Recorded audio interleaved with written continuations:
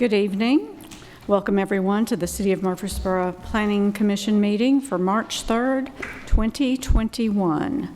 We will call the meeting to order, and we do have a quorum present tonight. So we will begin with our consent agenda.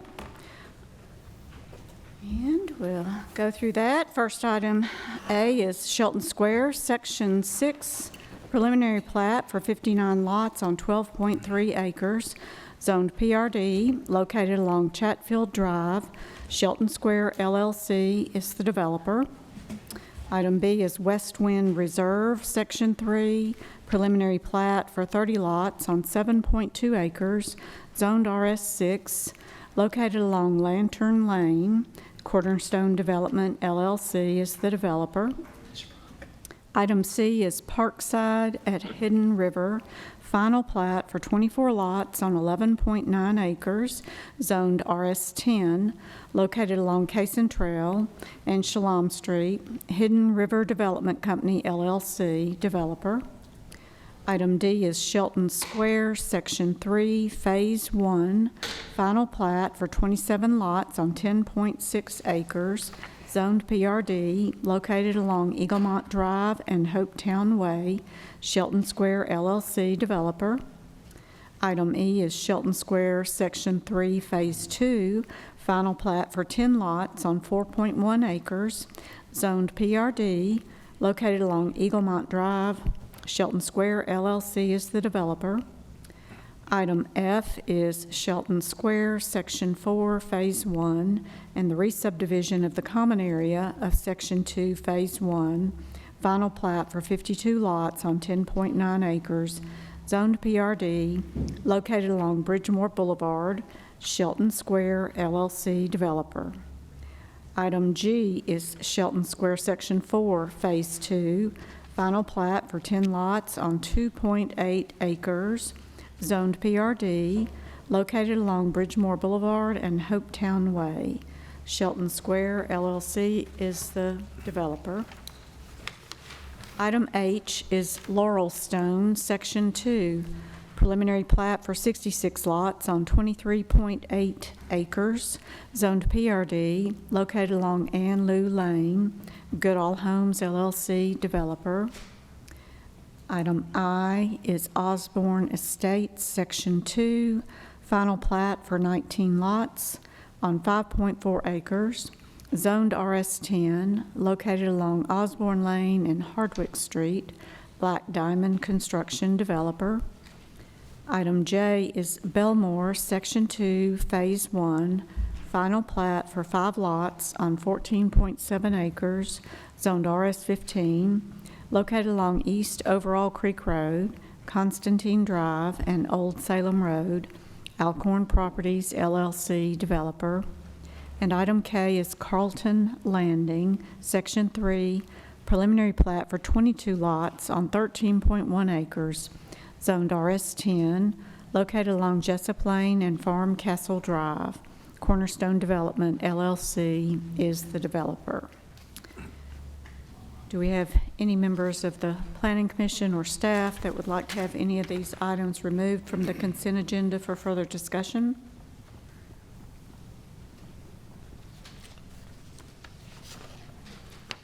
If not, I'll make a motion that we approve this consent agenda.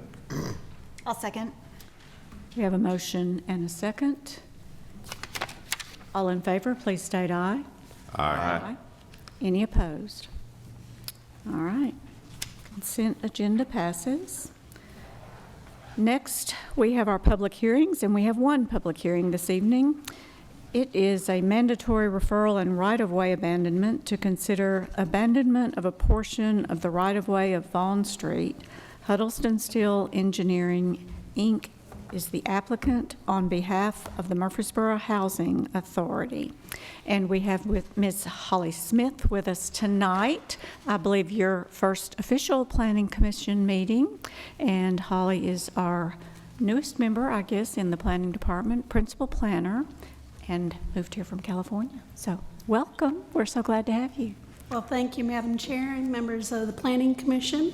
This evening's public hearing item is for a mandatory referral, as you mentioned, for right-of-way abandonment As shown in the attached aerial drawing, this is the location of it, which is south of East Castle Street and to the east of South Highland Avenue. It currently goes through the Parkside apartment complex owned by the Housing Authority.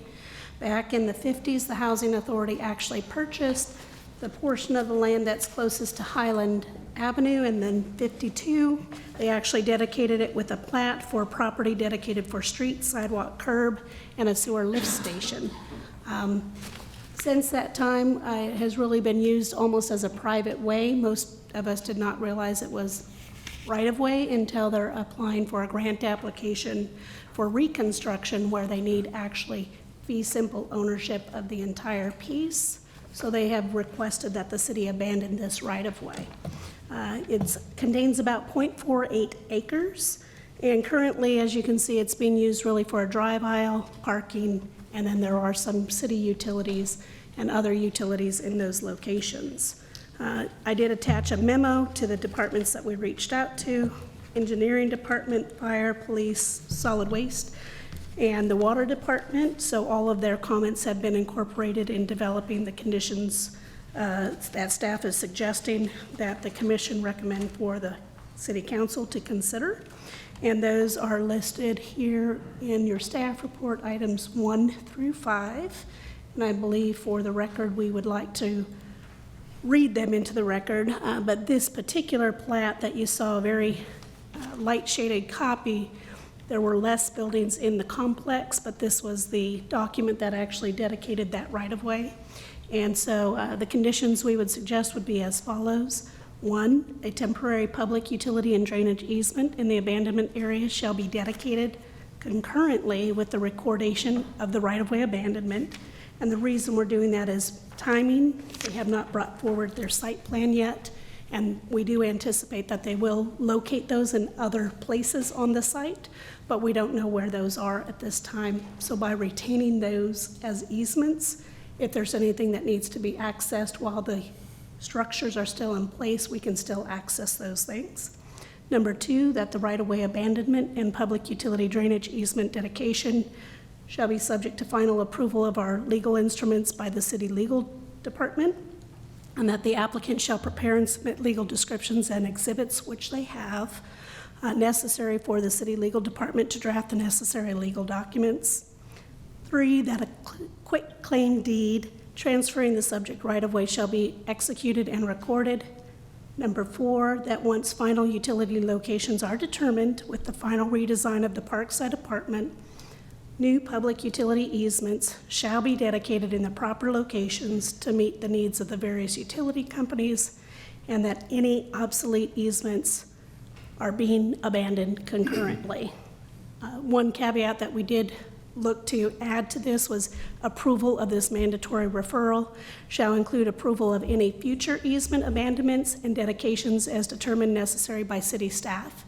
This was suggested by Mr. Huddleston of the city staff, so that we basically don't have to come back and re-abandon the area that we already know we're not going to use for easements, and define those as we move through the site plan process and the actual prior to permit review process. Normally, it would come back for a second review if staff does not have that authority given to it by the city council. And then lastly, all recording fees shall be paid by the applicant. And with that, if you have any questions, and this has been noticed for a public hearing for this evening's Planning Commission. Okay, thank you, Ms. Smith. Any questions for Ms. Smith before we open the public hearing? Okay, then we will invite anyone to come forward that would like to speak on this item. If you would like to, you can come to the podium, state your name and address, make your comments to the Planning Commission, and you do have 3 minutes to speak. So at this time, we will open the public hearing and ask anyone to come forward that would like to speak for or against this item.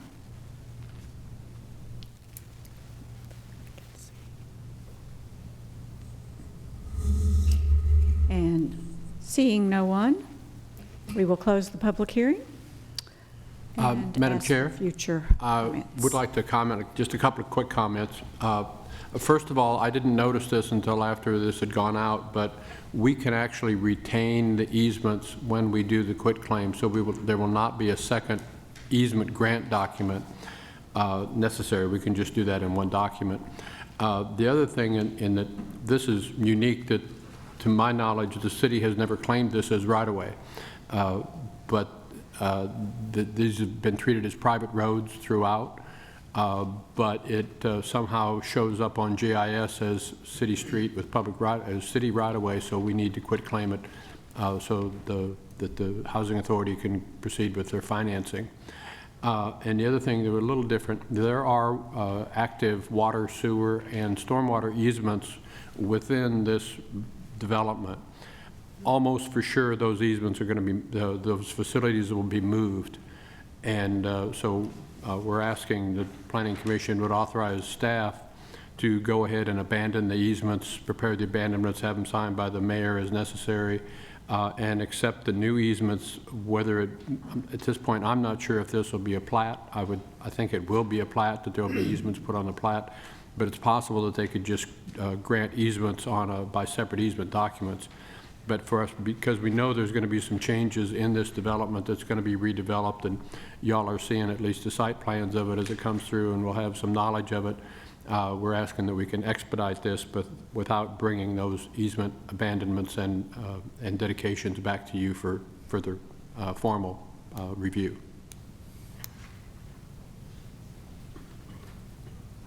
But tonight, we are still just making a recommendation on, or voting on the right-of-way abandonment. Are you Correct. asking us to do the Tonight. right-of-way abandonment and Well, these? we're asking that you authorize us to go ahead and abandon those easements within this facility, some of which are under the streets and some of them are outside the streets, but we fully expect those to be moved, those facilities to be moved under redevelopment, and to go ahead and handle that without, because it's internal to this development, to go ahead and handle that at the staff level. You don't have to do that. We can certainly bring it back to you. We thought it might save some time for the developer, the applicant, and for y'all if we don't come back with those that we really know are all going to be changed with the redevelopment. Understand. Questions from the Planning Commission? And/or comments? Are you asking us to have two separate motions to address, one motion to address what we're dealing with here, and one separate motion that would deal with the other? I think that one motion will do it, and the inclusion of all the staff comments, and particularly comment number 4, that would give staff then, approving staff to go forward with abandoning additional easements within this project, nothing outside this project, but just within the redevelopment project that the Housing Authority has. I think this motion, one motion adopting the staff comments will take care of the entirety of it. Are you guys to a point with the plan to be positive that we're getting rid of all of those? I mean, No, it's possible they can redevelop this thing and not move any water line or sewer line. I think that's very unlikely. And so we would, if we abandon the easement, what's the result if we need it back? well, the abandonment will happen once we see on a plat where the new easement for the water line or for a description. We would not abandon them today, for instance, because the facility is going to stay in there. But once the developers get to the point that, all right, here's where the water line is going to go, so we draw it out on a plat, or we draw it out on with a legal description and a drawing to show where it's going to go, and they give us that easement, then we release this easement, they can move the line. So again, we don't abandon that in the front. Okay, so the staff comments are saying that we're just giving you guys the authority to abandon the ones that we need to abandon once it's determined that we need to abandon it. Yes. Got it.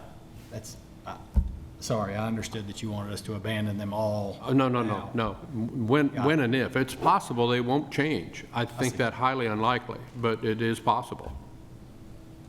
Okay. And then our motion will also need to reference the 5 items that Yes. Ms. Smith Approving, read into the subject to all record. staff comments, and including all 5 staff comments, please. Okay, so that'll cover it with just all staff comments, okay? Any other questions? And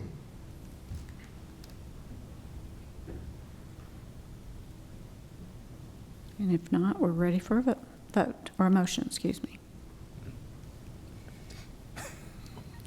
Everybody's scared to make the motion with all the add-ons. I move that we accept the abandonment and allow staff to handle the authorization of rededication of abandonments as necessary and also subject to all staff comments.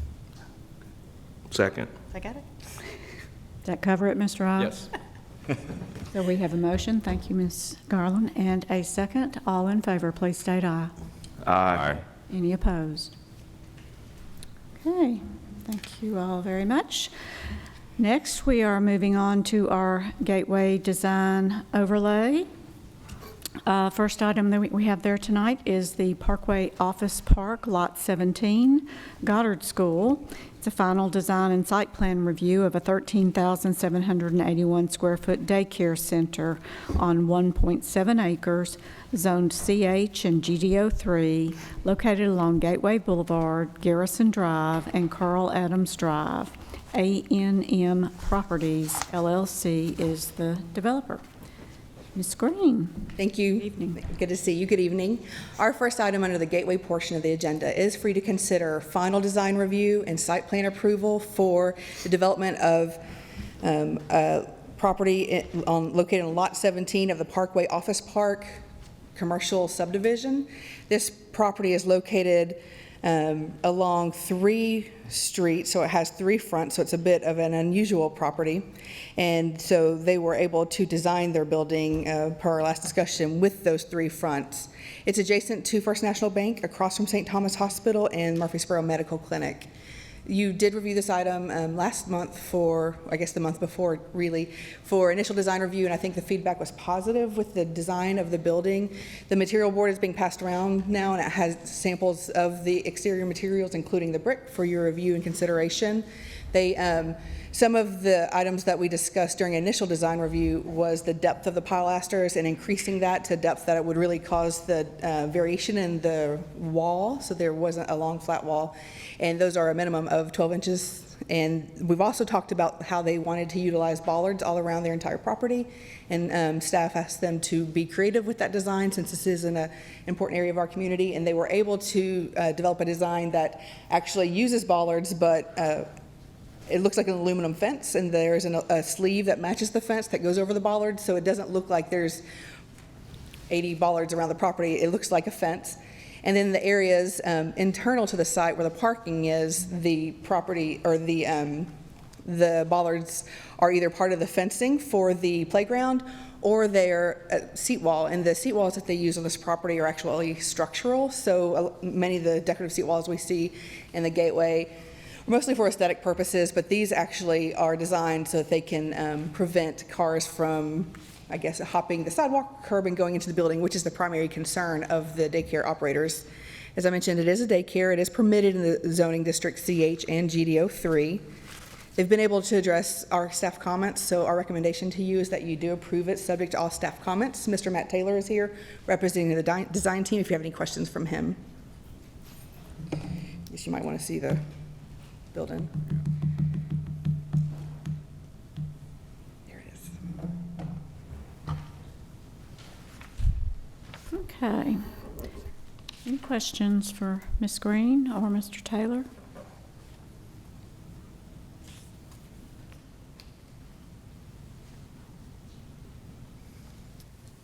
This is our final design and site plan review. If there are no questions, I make a motion, we approve, subject to all staff comments. A second. We have a motion and a second. All in favor, please state aye. Aye. Any opposed? Okay. Item B is North Church LLC, Lot 12, Vintage at the Avenue. Initial design review of 2 private outdoor dog patios on 5.5 acres, zoned PRD and GDO 1, located along Conference Center Boulevard, Avenue Way, and Gresham Park Drive. Nicole Investment Company developer. Ms. Green. Thank you. This next item is for, I really struggled to come up with a description for what it really is.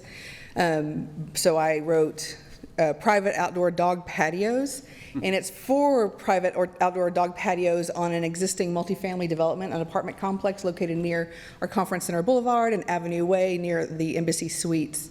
Currently, it's developed with I think one of the most unique apartment complexes that we have in the city of Murfreesboro. And this site was developed with a dog park.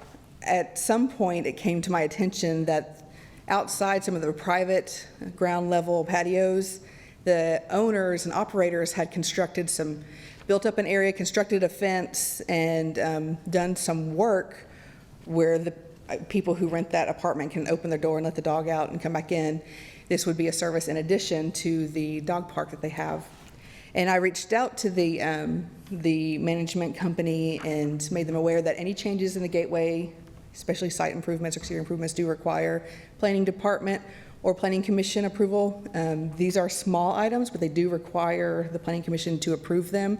This site is zoned PRD, Planned Residential District, so there's the additional nuance of being a planned development in addition to being zoned Gateway Design Overlay District. It's the determination of the planning director that pending your approval, he can accept these private outdoor dog patios as minor deviations as outlined in the zoning ordinance. So it's something that we could allow without requiring an amendment to the zoning book for this property. I'll show you an image of them. So the picture in the top right corner is as they exist now. And of course, one of my comments was to not have that untreated lumber as the foundation, but to actually make it match the building. So as proposed, they're proposing to put the brick on the base on these outdoor private dog patios with artificial turf so that it matches the building and doesn't stand out. In our review, when we did get the plans from Mr. Taylor with SCC, we did see that at least one of these was put on top of a sewer or water line. And so we reached out to that department, and they believe that they can approve this there's a contract that the owner can sign to put some types of structures on the line, but they basically say, I understand if water and sewer needs to come do work, they'll tear it out, they're not going to pay for it, and they're not going to fix it. And so there's that understanding that they have with that agreement to have these. If they don't sign the agreement, then of course these structures will need to be removed off of our utility lines. When the planning director did review this item to consider approving it as a minor deviation to the zoning, there were 4 conditions that we came up with, and I'll tell you what those are. That they not be located between the front of the structures and public rights-of-ways within the required front yard. So these are located between the units and the streets, but not within that minimum building setback. We didn't want them in that minimum building setback. The other is that we review and approve drainage for these areas. Staff was concerned with buildup of any kind of smell or odors that might result from the use of this property this way. That the structures are brought up to Gateway Design Overlay District standards. So adding that brick along the base and the finishes and the details so that it matches the building and doesn't look like an afterthought. And then, of course, the plans be approved by Planning Commission. So this is a bit unusual, but it is coming to you tonight for approval. You can choose to have initial and final design review in 2 separate meetings and 1 meeting. If you are comfortable with the information and want to recommend approval and not have them come back, you can also choose to do initial and design all tonight. Mr. Taylor's here and has studied the item. Do you have anything to present or add to what? Okay. If you have questions for him, he'll be glad to answer them. I know it's a bit unusual, but otherwise, we think they've been able to address our concerns, which primarily were the look and the being located on the top of a utility line. Margaret Ann, so I think I heard 2 things. One is that you can't do it in the front, and then if it's in a setback, you can't do it encroach in the setback. So that being said, will other people want to do this? I think it looks fine, but are we going to hear this again, is my Yes. question? You will have the ask. And Mr. Taylor looked at the site, trying to put it in some other locations. This is kind of, this lot has frontage on every side. Right. It's all in front, but it's not in the front setback, and so he struggled with finding locations to put more of these. The operator wants more, but do you want to speak to that, Mr. Taylor? Yes, Matt Taylor from SEC. They would like to do a couple more, but I think since they kind of started off on a bad foot, they decided maybe they should cut their ask back right now, get these installed, make sure everybody's satisfied, and then maybe come back and evaluate other locations if we can find anything that's suitable. And the problem is, I think any other locations on this site are going to be inside the front setback, and so I don't really think we're going to have room for anything else here. They did say they've done this at other locations that they run, and they basically charge the adjacent tenant a upcharge because it's an added amenity. Instead of having to go to the more community-oriented dog park, their dog can be outside at their unit. So Yeah. Yeah, this is private park. if I was living there and had a dog, I'd probably want it. So Did the same people who manage this project manage the one in Robert Rose Village East? it was the same developer. I'm not sure if they have the same management company or not, so I really can't say. But you're saying, Mr. Taylor, that these two that have been done so far? Yes, ma'am. You think they may be the only two that could be done at this property anyway? Yes, ma'am, because I think that whenever I look at the rest of the property, I think the only other location that we had looked at was at the intersection of Conference Center and Gresham Park, but that would be inside the front setback. And then the only other places I could think of that could potentially work would be the entrance drive between the buildings off Gresham Park, but I don't think there's enough green area there between the buildings to make it functional. You'd be building right up to the sidewalk, and then we couldn't comply with the base of building landscaping, and so I don't think that we can comply with the ordinance at any other locations here. Thank Speaking you. of, and Margaret Ann, maybe you'll answer this, I don't know, but speaking of green area, so these were an afterthought, the patios themselves were an afterthought, or just the design of the patio? I mean, was there already a patio there? There was just a regular tenant, like a small patio. So if you kind of look to the, see that area right there, Councilman? Yes. And so that is kind of an outdoor patio, and you'll see the same thing at the one behind there. And so that's covered underneath the structure itself. They added this, I think the roughly 10 by 10 area that you see fenced in, they added that sometime in 2020. And then we've spent the last several months getting to an acceptable finish. And it will be, I think there was some landscaping that possibly went along the frontage of these existing patios, and so now they're going to have to install additional landscaping that kind of wraps around these patios, and I think that landscape plan is in your packet. And, I guess one of the questions just to ask, especially if this is going to be one of those deals where not maybe only expanding in this particular project, but looking at a different project and, wanting to do this in other areas. I mean, when we see this on the front end, we've already had discussions and made decisions based on how much open space they have, how much green space they have, and clearly this is going to start to diminish that, particularly the more and more of these we add. If we see it on the front end, we already know, yes, you have the right amount of open space, but I'm not, too terribly worried about 200 square feet, but I mean, it's, if we start to get where there's a whole bunch of them, we may end up with less than we would. I would agree. I don't think they're appropriate in every location.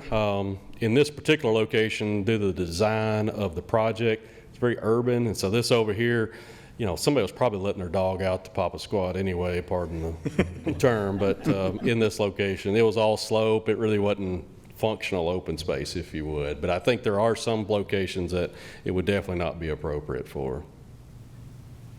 And early on, I asked Mr. Taylor to run the numbers. A minimum required open space in the GDO is 20%, and I did have them remove this from that calculation, and even removing it from that calculation, they still meet the minimum 20% that's required, and they still meet their minimum formal open space that's required.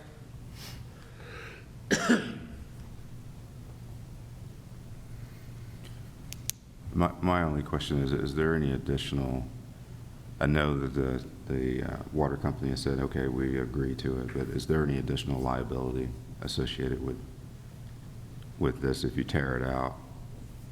So with, basically the paperwork, I think it's called a release and indemnity. I'm sure Mr. Ives can tell me exactly what that is.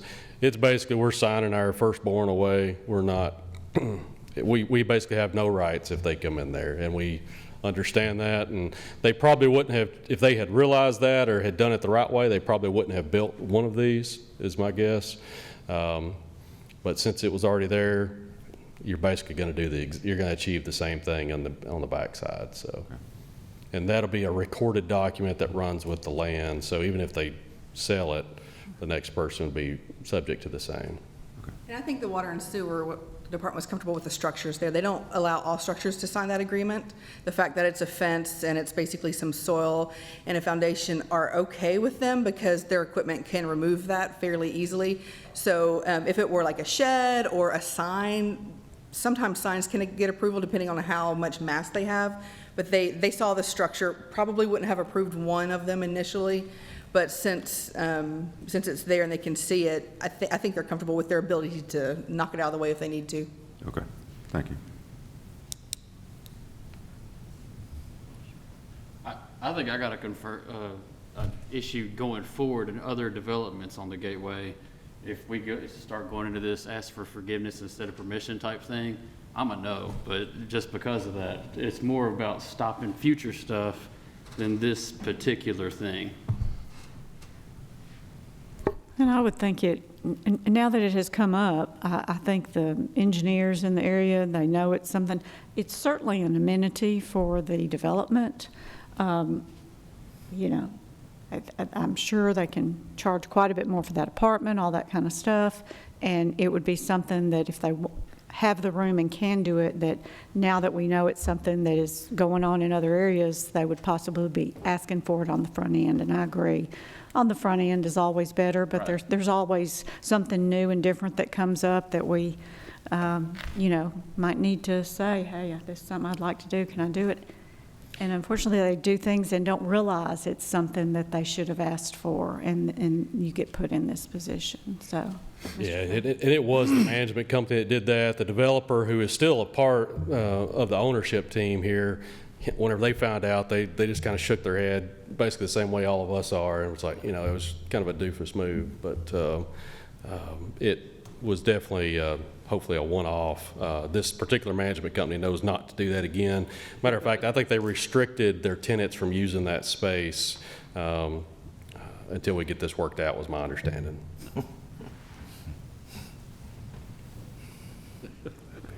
they may have doubled their rent for a month.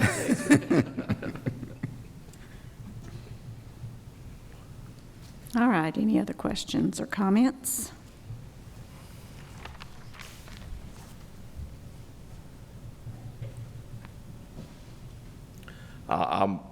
I'll make a motion, we approve, subject to all staff comments. I'll second.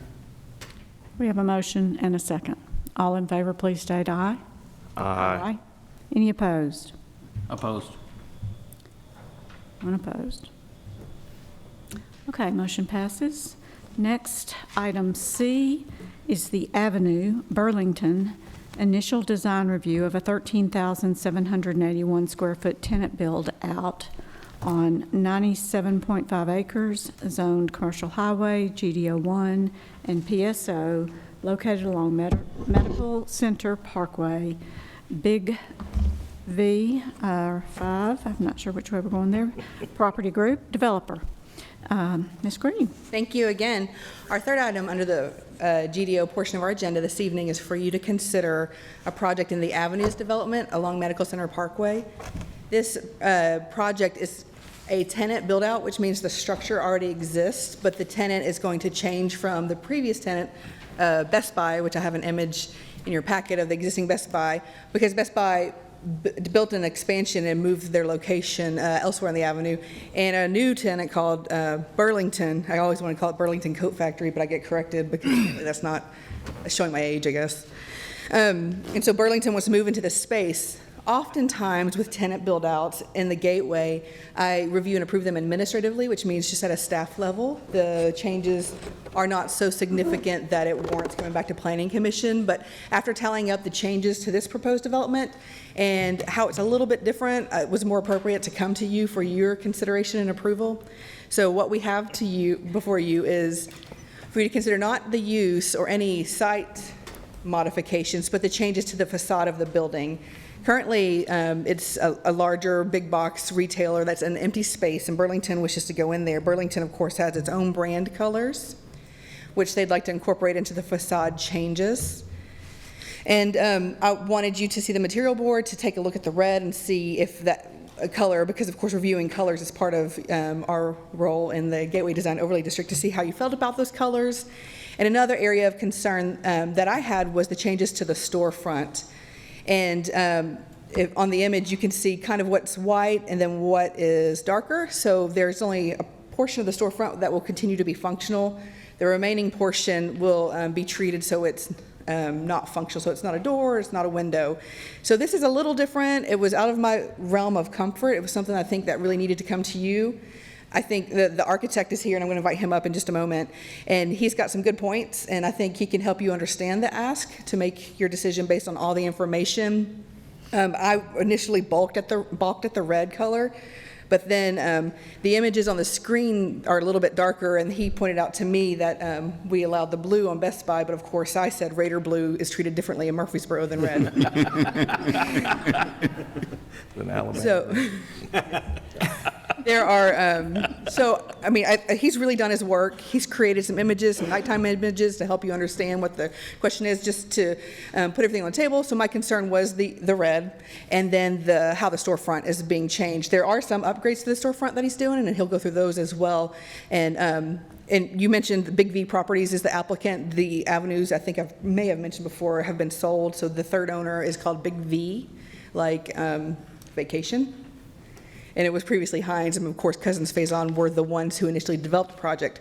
Fortunately, Big V has maintained Blake, who was the architect when Cousins Faison did the development, so he's familiar with the project.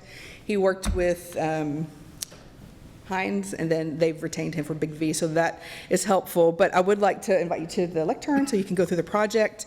You can go back and forth to see the images that I have. Thank you. Blake Nelson, CMH Architects.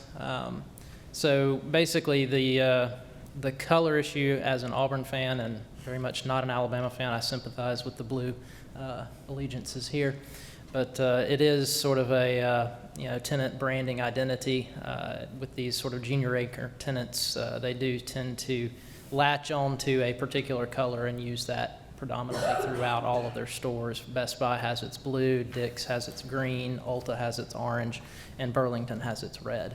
So this red is something that they feel pretty strongly about. As far as the storefront itself, obviously with this being an existing facility, they were kind of limited in where the storefront opening could be.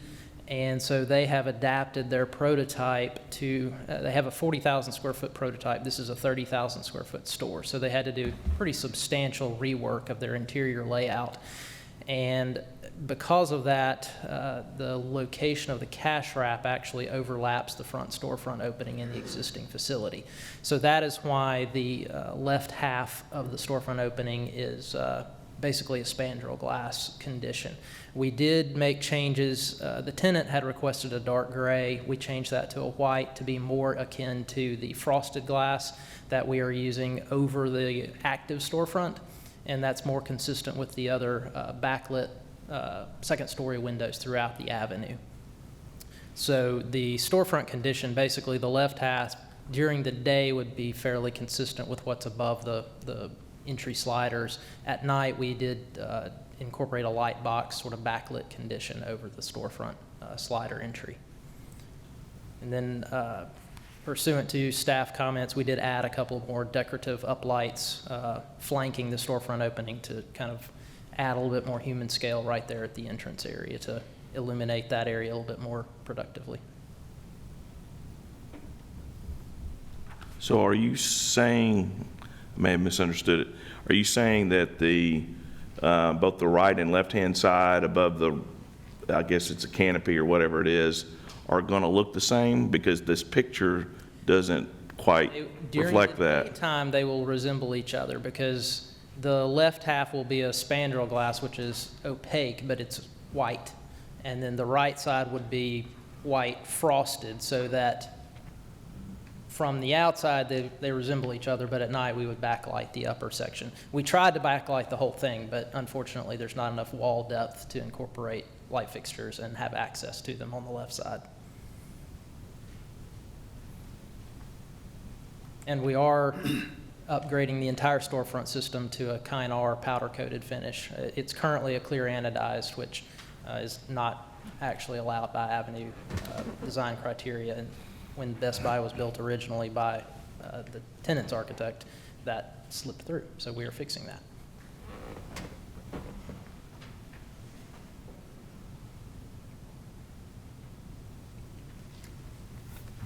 And so this red, the signage area for all Burlingtons, you're saying, I mean, is that normally the way it looks is the big red background with the white lettering, or are there any other options? That where is you the have- direction they are going. There is another image that is in the packet that shows a white background with a more of a red accent. And we did prepare some renderings that showed that, and it's actually more stark than the red is. And this red material is a Nichiha cementitious siding product, so it's a little bit more of a matte finish rather than high gloss.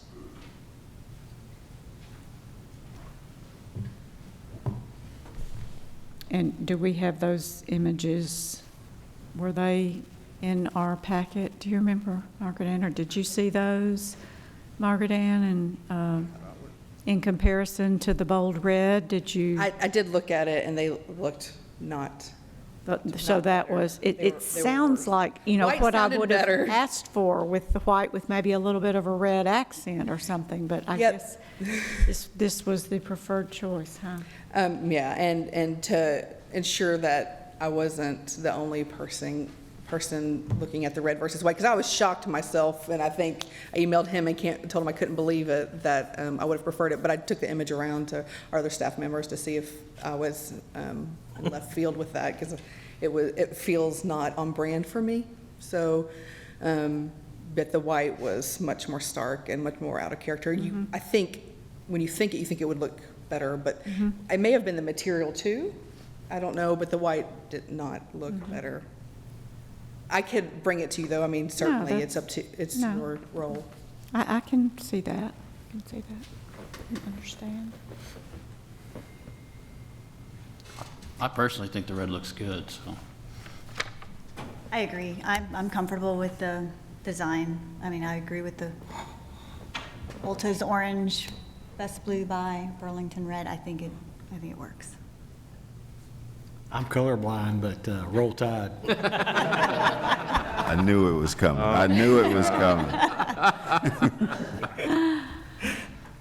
Two kids. I wouldn't have known. Roll over Tide. I'm okay with it. If you want me to vote against it, I guess I could. I'm just saying.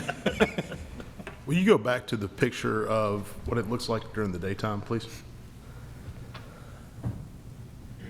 So the top of the entryway will look white, consistent with the rest of the building, or consistent with the rest of what was the exit for Best Buy. Once this is all done and then during the daytime, it'll only look see-through or translucent at night. Is that correct? That's correct.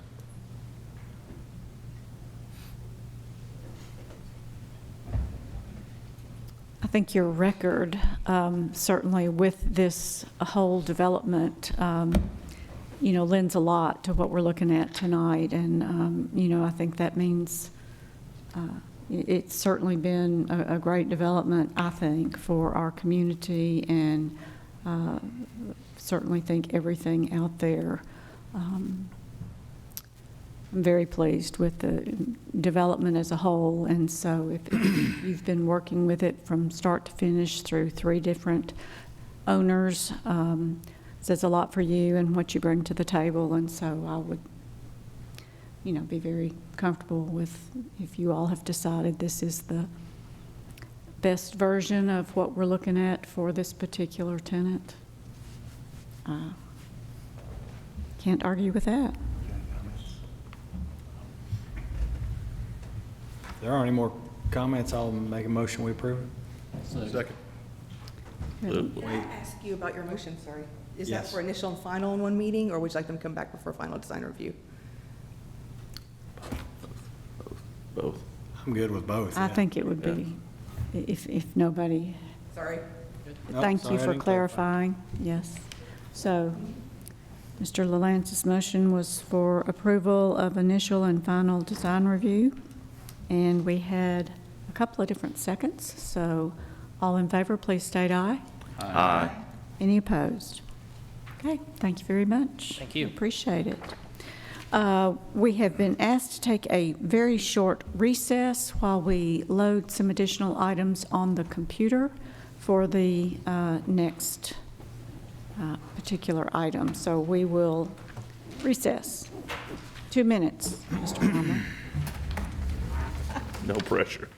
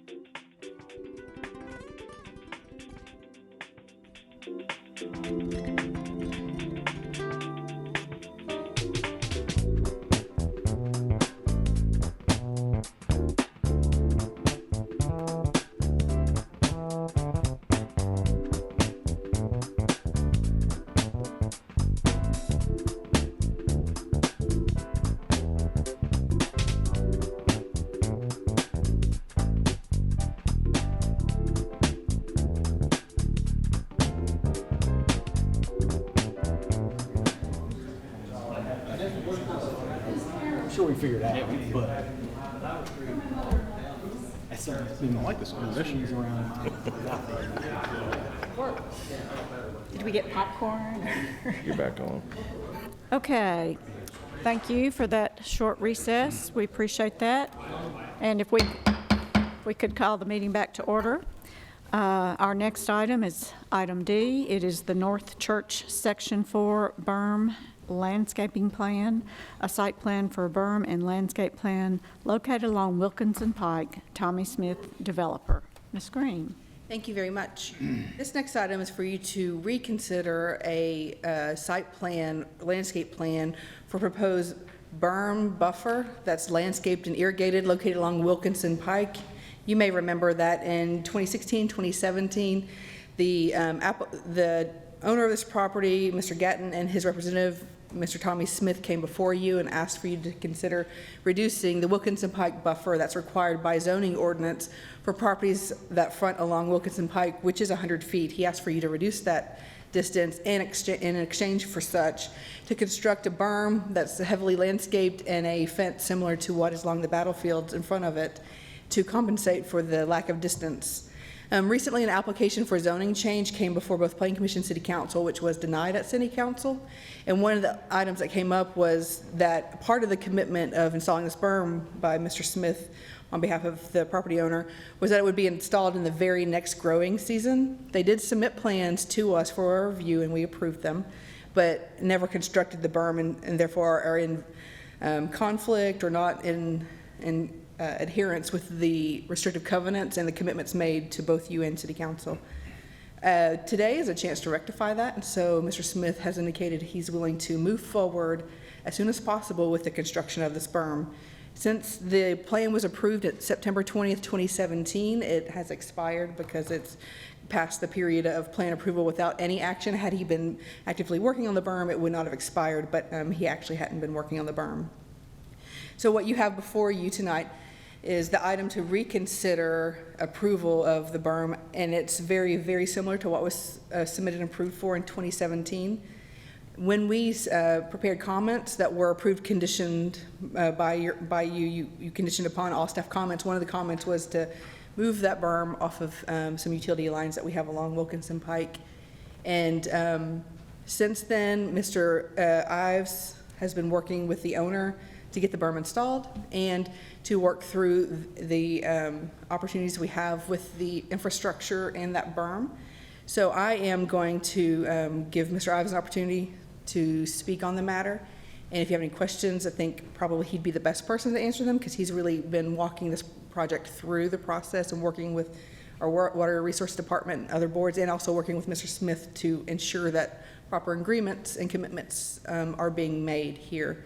Just as a side note, I expect that you'll probably see that application that was denied at City Council come back in the next few months, probably in the next Planning Commission meeting to schedule it for public hearing. Just as a heads up, they've managed to make some changes that are coming back to you. That's really just for your information. So I'll go ahead and hand it over to Mr. Ives, and of course I'll be glad to answer any questions you may have. Thank you, Ms. Green and members of the Planning Commission. There are only a few substantive changes to the easement and to the berm, one of which is the first that's on your screen here on the TV screens. The eastern portion of the berm, where this hatched area, the berm is actually being moved to the south. So the hatched area showing on this exhibit is new berm easement area. And Matthew, next screen does? Down arrow, all right.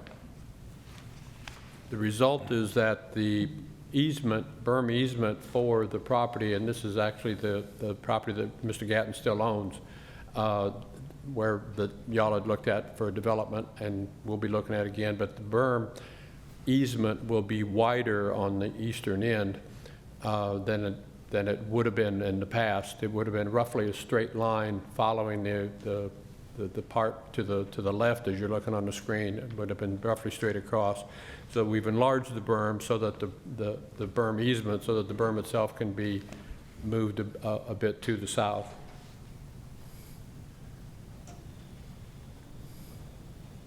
Another change is that the berm area, now this is the construction plan for the berm itself.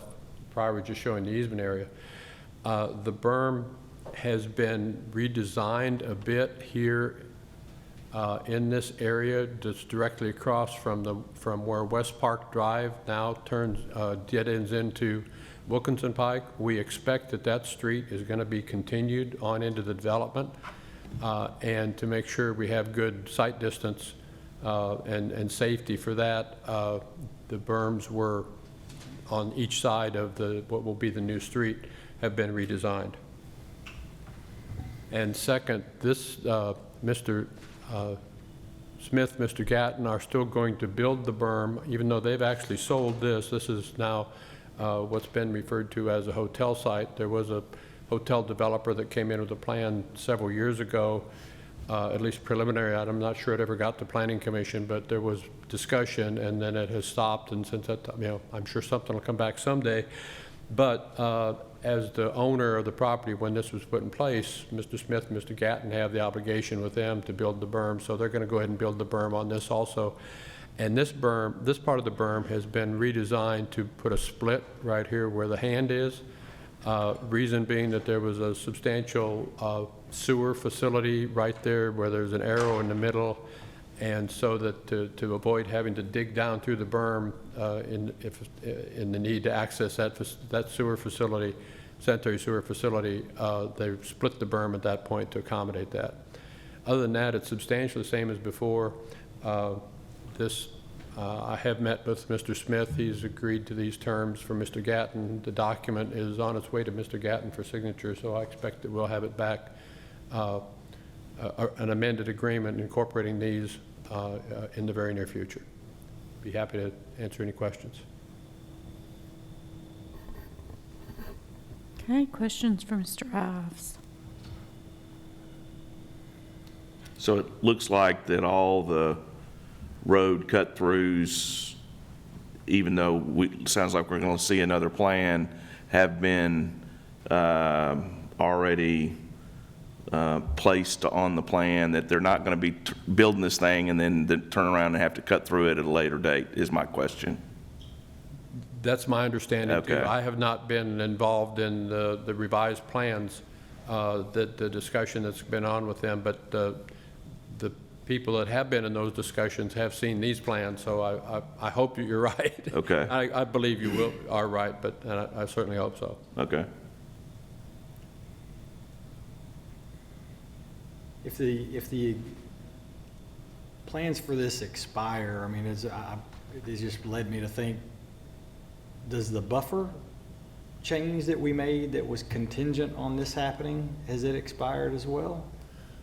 I mean, if we made the change, I voted on that in council, contingent on this being done, and it wasn't done, and now we're having to come back and redo this, does that mean we should have to redo the buffer, I guess is what I'm asking? No, this redoes the buffer. I mean, redo. It was, the change was contingent on them doing this buffer. They're still going to do it. They're late. And the first agreement was that they would, and this was during the summer of 2017, that they would do the berm and landscape it during the next planting season, which would have been the winter of 2017, 2018. Well, that didn't happen, and it wasn't, and it didn't happen the next year or the next year, but they are still going to do it. But from a site plan approval standpoint, the approval of their site plan had lapsed, and as we got into more detail of looking at the water sewer facility, or the sewer facilities that are connected with this, it became appropriate to make some changes to the berm design. I'm okay with But changes. we're still, they're reaffirming what they said they would do with a few relatively minor modifications. But we want to bring it back to you because it does changes the berm, I mean, the easement width and some change to the berm itself. And we felt that it was also a sensitive enough issue that we certainly wanted you to see what we're proposing to how we're proposing to have it changed. Appreciate that. And so we would expect them, if we approve this, then we're saying they will start work on this berm in the next planting season? Is that the way it's? In the current planting season now. They'll the start current virtually planting immediately. season. Now, this will need to go to council because it's an amendment to the agreement that the mayor signed. So council will need to approve amending the agreement, and really the entirety of it. But I would expect that to happen, and it would be signed immediately, and that they'll start to work immediately. And complete it within the next month or so, weather permitting. Of course, at this time of year, you can get some weather delays, but they'll go ahead and do that now and construct the berm and landscape it. That's what I was just wondering, what would we expect it to? Yes. It was a planting season, I don't know when the next planting season is. Was Well, the that current- March, or is that next fall? In the March timeframe, roughly? Yeah, we actually had a pre-con scheduled for this, I believe, about 6 weeks ago, and that's when we realized the plans had expired, and so otherwise we would have already started, probably had the grading done and moved on to the planning. So we'll be requesting a pre-con tomorrow. Whenever we get that, you'll see people working immediately. Great. Thank you, Matt. Can I ask a technical question? Sure. And it may be a Matt or a Sam question. Has somebody made sure, and this is kind of going a different direction here, but are we sure that this isn't going to impact the drainage issues that we've kind of talked about? I mean, I assume that's been thought through, but I just want to make sure we. Yes, sir. So we've got swales on the back side of these, and then we're off the road, so it doesn't affect the roadside ditch there. And then we've got swales on the back side to keep the water moving. So it'll function very similarly as it does today as far as final destination. All right. Yeah, that was certainly a Matt question. Any other questions, comments?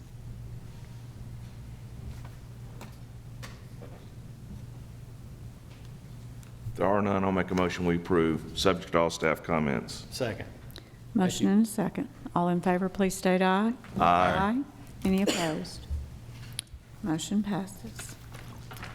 Thank you very much. Moving on, plats and plans. We have one item, West Lawn Commercial Lot 4, Murfreesboro Medical Clinic, final design and site plan review of a 25,862 square foot medical office building on 8.5 acres, zoned PUD, located along Shores Road, Veterans Medical Properties LLC developer. Ms. Green. Thank you very much. Our only item under plats and plans is for you to consider the development of Lot 4 of the West Lawn Commercial Subdivision. The West Lawn Commercial Subdivision is a smaller part of a larger development called West Lawn. West Lawn is zoned PUD, Planned Unit District, and it allows high-density residential apartments to the north, single-family detached lots to the west, and along Veterans Parkway are various commercial developments. You may recall that recently you approved a site plan for what we called West Lawn Pavilion, and it was for the Publix grocery store and several out parcels. I think just a couple months ago, you approved a site plan for 7-Eleven, and that was one of the West Lawn Pavilion out parcels. This property, as I mentioned, is zoned PUD, and as such has committed to meeting the Gateway Design Overlay District standards, not the review process, so it only comes to you one time, unless, of course, you defer or deny it. So when it comes to you today, the first time you're seeing it, it's coming to you for initial and final design approval, because the process is similar to just regular site plans, although the standards are similar to Gateway standards. The property does have frontage along Shores Road. This is the newly renamed or newly named portion of Shores Road.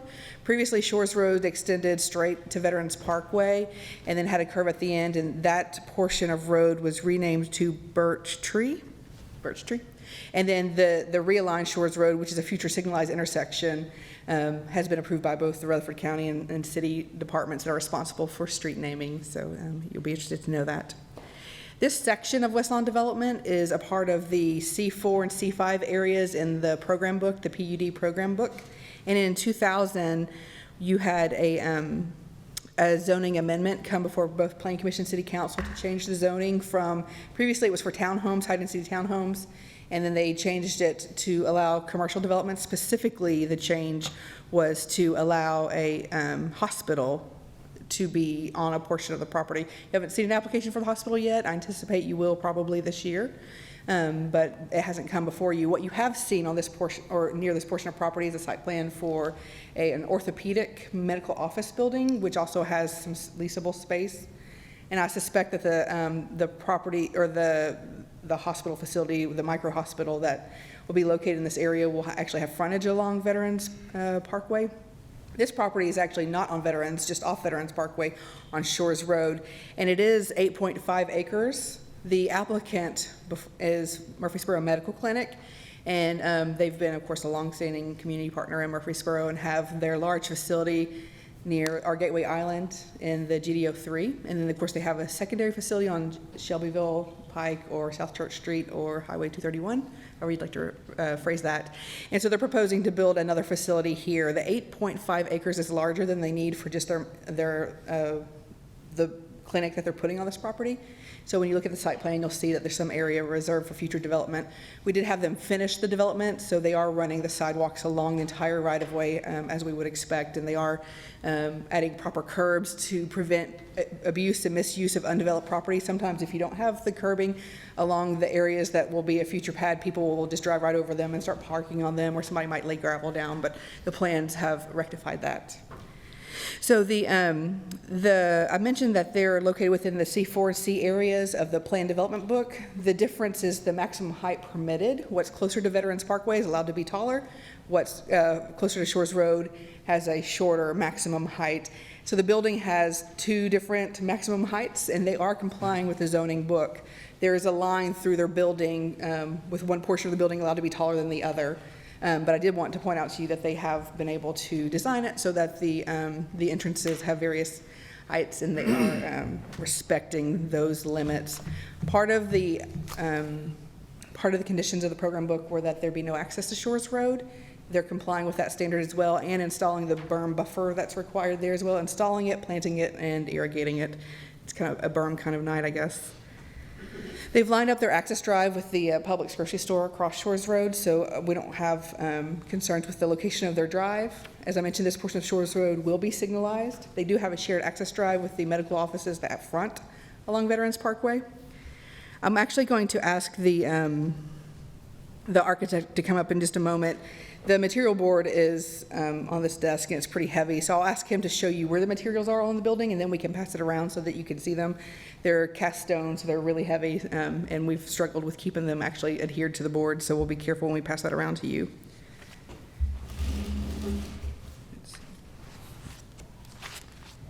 They've really been able to address most of the comments that we have presented to them.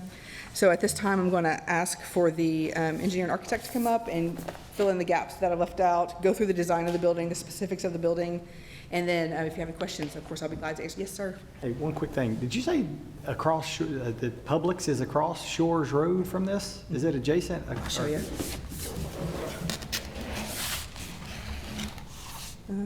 Here.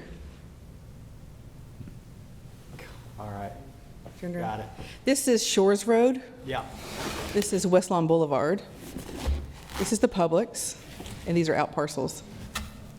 And which It's road did herbal you drawing. say they could not have access to? Which road did you say? This one, Birch Tree. Okay, okay. But Shores Road used to go like this, and so that's been renamed, and Shores Road now goes like this. So the berm and all that, that's on the old Shores. That's where the berm is, yep. Yeah, gotcha. Okay, that's what I.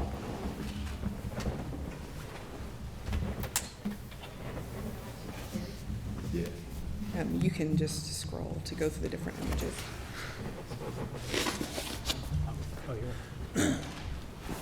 Thank you, members of the commission. Enoch Gerald with Huddleston Steel Engineering. I'm going to talk a little bit about the site and the PUD and the way our site conforms with the PUD. Mr. Rob McKelvey's the architect. I'll let him go through that heavy board y'all just looked at. Also with us tonight is Mr. Joey P., who's the CEO of Murfreesboro Medical Clinic, and then Mr. Joey Ryan, who's with Dow Smith Construction, who's going to build this facility. I think Ms. Green mentioned that long-standing community. They started in 1949 in Murfreesboro. This is be their third facility that they've built. Garrison Drive is 2013, I think, maybe, and the one on Sheffield Highway a couple years ago, and then this facility. She mentioned it was 25,000 square feet, and that's the footprint of the building. It's a three-story building. It's 77,226 square feet. Margaret Ann mentioned there was two different zoning heights. The C4 closer to veterans allows 75 feet. So that tower that you see is in that portion, and the tower is 74 foot 5 inches, so it's 6 inches below the maximum height. Maximum height next to the Old Shores, which is Birch Tree now, is 60 feet allowed, and we're going to be at 45. So we're quite a bit lower on the side next to Shores. One of the main things I think when this site came through from a planning standpoint, and Rick mentioned it, is the berm along the residential. There's a 40-foot buffer along the Old Shores, which is Birch Tree, that we've got to construct. And today, that's about a 10-foot deep ditch. So we've got to fill that ditch with a pipe and then build a berm and landscape that. And that's part of the plans that we're going to adhere to that. The main drive lines up with the public's, really their rear service drive. Their main Publix drive is up closer to Veterans, so it does line up with the Publix drive, but it's sort of their secondary entrance. Formal open space, we've worked with staff, appreciate their diligence on that back and forth to get meet the requirements of the formal open space. It's required to have 7,719. We have 10,925, so we got quite a bit more formal open space than's required. The minimum open space for the site is 20%. We have 24.8, so we're exceeding those requirements. Phase one, she mentioned, this is an 8.5 acre site. They're going to build the first building, 77,000 square feet on 5.9 acres. But from a planning standpoint, we're really planning the whole site at one time. We're doing perimeter buffering around the whole site now. We're adding sidewalks along Shores now. We're running a public water line along Shores that'll serve both properties and tie into the public, so quite frankly. And then the second phase is around a 30,000 square foot building that we'll be bringing back in the future. That gets us some building going and making money. They'll be back, hopefully. And another thing this PUD required was some signage. There's signage that's unique to the PUD. So there'll be a sign built that identifies the PUD at the corner of Shores and Birch Tree. And then the monument sign out front will match that same theme within the West Long PUD. So we've done everything we can, I think, to make sure that we conform to the requirements of the PUD. I'm going to quit talking about the site and let Rob tell you about his building. Thank you. Hi, I'm Rob McKelvey, the architect of record on this. As Enoch was saying, we working with Murfreesboro Medical Clinic, and given the standing that they have in the city, and the relationship, and their the visibility that they have. Oh, thank you, Vanna. We wanted to kind of work with the brand imaging that they already have and replicate that at this new location. So what the building you see before us takes a lot of cues from their existing facility on Garrison Drive. We've done some tweaking, a little bit of modifying, just to kind of contemporize it a little bit. But in general, what we're doing is matching materiality for the most part. So you'll see that the darker base and the lighter main body, and then the white tower, those are direct correlations to what they have at their current facility at Garrison Drive.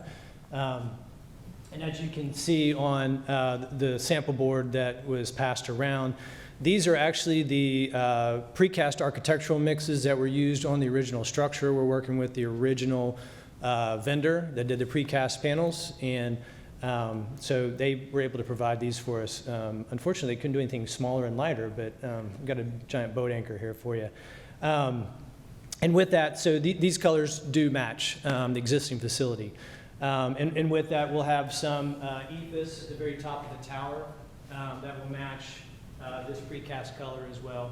And then our storefront is dark bronze, which is matching the existing facility. And then our glass will be a dark bronze tint as well.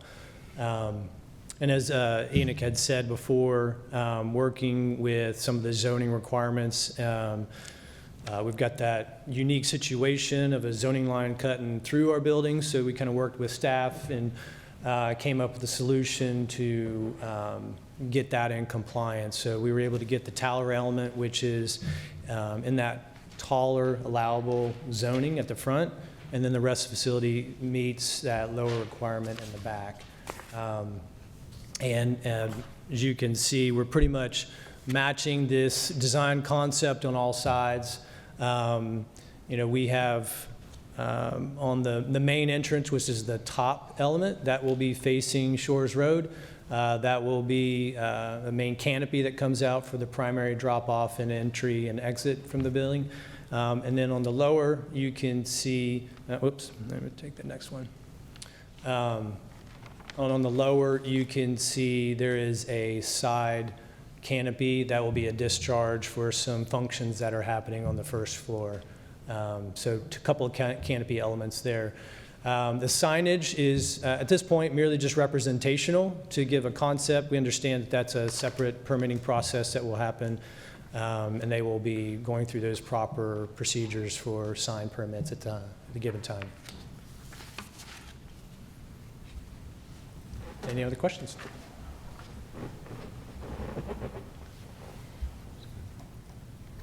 So what is this right in the center on the bottom image? A42. A42, Looks like it's, the center bottom. See is if I can. that the same picture? How did you Yeah. work on this? Okay. That looks, I can see it there. The black and white image. Oh, I can looks- just use the mouse. Okay. Yeah, where you can actually That. do that if you That. Oh, I just didn't push hard enough, I guess. Okay.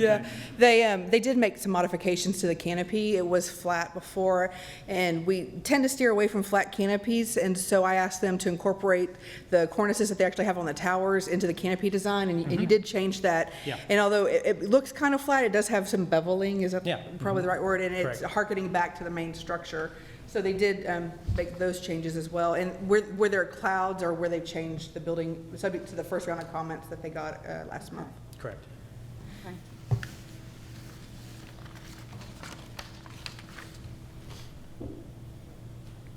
This is pretty similar to the South Church Street, but another story. Is that right? Is it a two-story building on South Church, or is that? Yeah, South Church was 2 stories. It was 30,000 square feet total. This is 77 and change. And South Church is a brick building, right? This one is more like the one on Garrison? Is that- Yeah, South Church was a different type of material. This is going back to the same material which is on Garrison, which is architectural precast.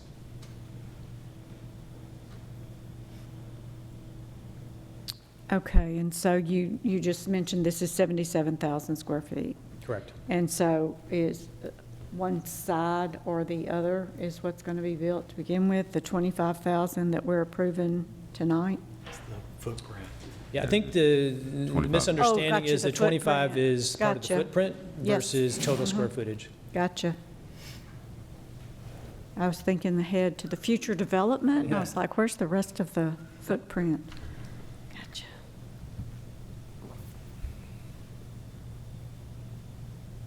I think it's a nice design. I think the materials are high quality. It's a good-looking building. Very pretty.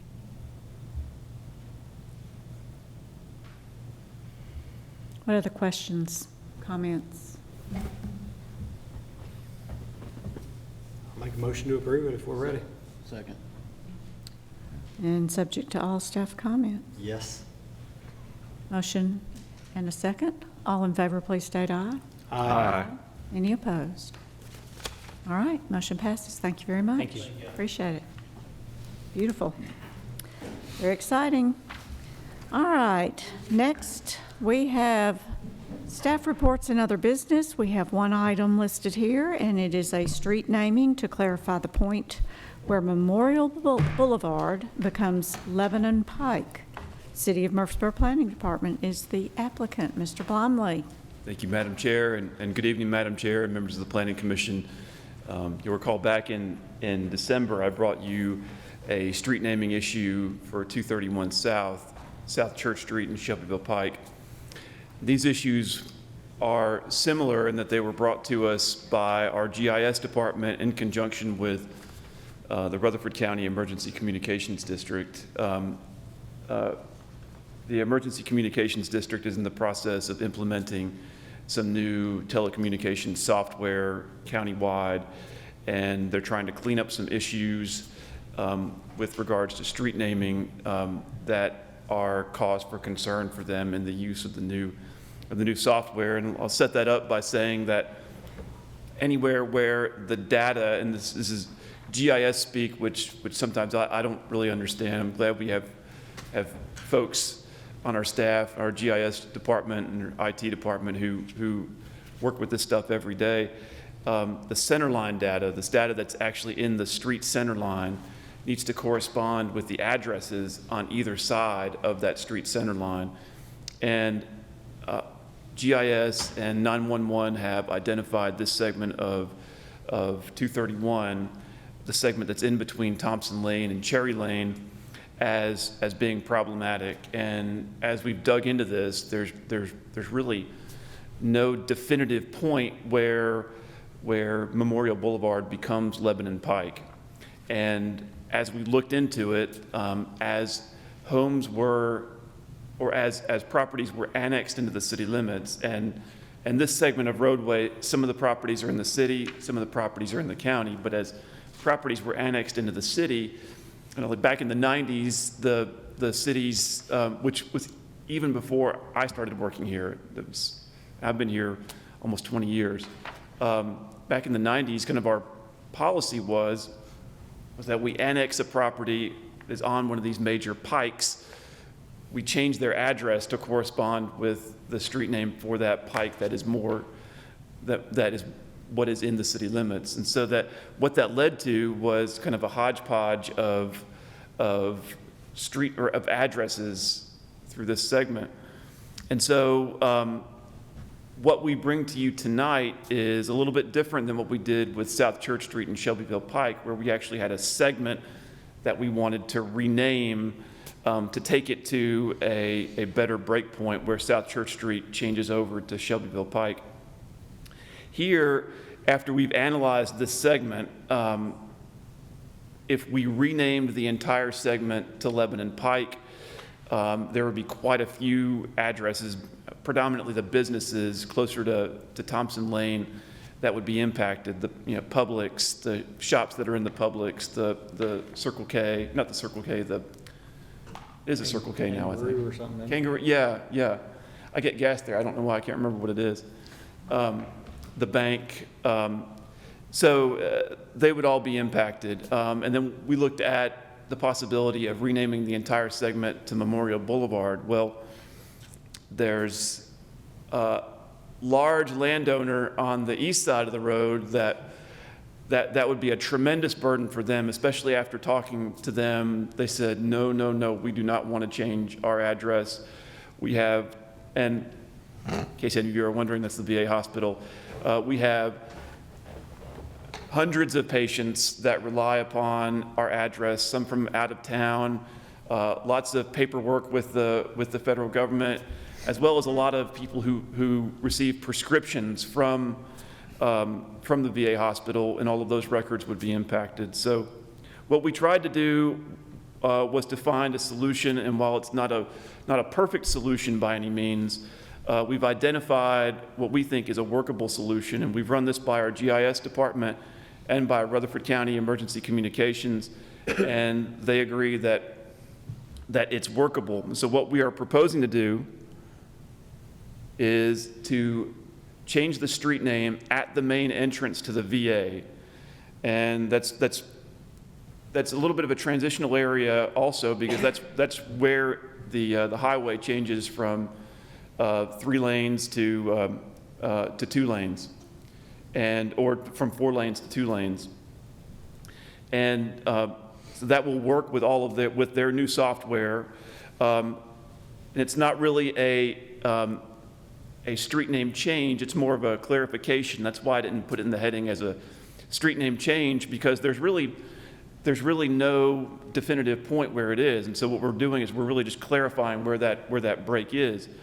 Now, what that will do, there are 3 addresses that will need to change, 2 that are Lebanon Pike, or 2 that are Memorial, actually 3 that are Memorial Boulevard addresses north of that point that will need to change to Lebanon Pike addresses. 1 single-family residence, 1 single-family residence that has a home-based business, and a veterinarian's office. We would recommend to the Planning Commission, and as you know, the Planning Commission, per our subdivision regulations, is the body that has authority over, final authority over street naming issues. So it would be our recommendation to, for the Planning Commission, if it concurs, to vote to make that official place where the street name changes to that main entrance at the to the VA. If you do that, then staff would implement those 3 address changes. Of course, knowing that there are 2 businesses involved, we would give ample time for the veterinarian's office and the gentleman's home-based business for them to implement those changes. Usually, we'll give 2 or 3 months for the effective date. I'll be happy to answer any questions. And because this is not a street name change, and really the public hearing is something that we do as a matter of custom. It's not anything that is required by our ordinances, but we do it as a matter of custom when there is a street name change. In this instance, I think it's more of a clarification on where that break point is between the 2 street names. I'll be happy to answer any questions that you may have. Are those 3 property owners in the city? Yes, those 3 property owners are in the city, and they all have, the 3 that are impacted currently have Memorial Boulevard addresses, and they are north of that point.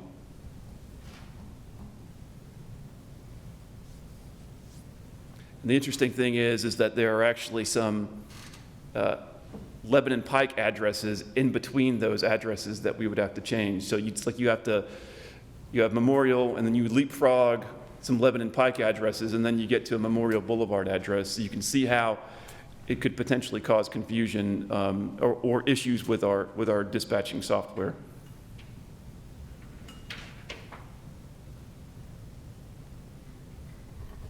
And so you're just looking for a motion tonight regarding whether we agree or disagree with setting the dividing line for the name change at the entrance drive of the VA hospital. Yes, ma'am, that's correct. We are not trying to set a public hearing or do any of that. That's correct. It's our opinion that no public hearing is required. Okay. I mean, this is something that's kind of got to be done. I mean, it's not something I love, and I don't want to change anybody's address because it's such a pain, especially, any business. But I know, for obvious reasons, why we would reach out to the people on the east side. Have we talked to the people on the other side of the road? I mean, I know it's not a public hearing, but have you guys at least reached out to kind of say, hey, this is sort of coming, or? I've reached out to one of the property owners. Okay. And back in 1999, when their properties were annexed, their addresses were changed to Memorial Boulevard. Yeah, so 22 years later, that phone call when I called that gentleman was not something that I was looking forward to doing, to telling him the prospect of his address changing again, because he's the same gentleman that owned it 22 years ago. I think what we found is that practice from the 1990s of just changing an address just because it's annexed, because there could be intervening properties in between properties that are annexed, that and hence we find ourselves in the situation that we're in today.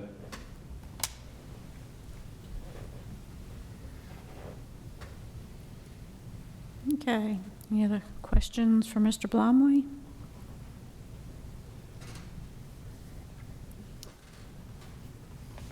If not, we're ready for a motion. So moved. Second. Motion and a second. All in favor, please state aye. Aye. Any opposed? All right, motion passes. Thank you, Mr. Plumley. Do we have any other staff reports or any other business? I have nothing. All right. If not, we stand adjourned. Thank you very much.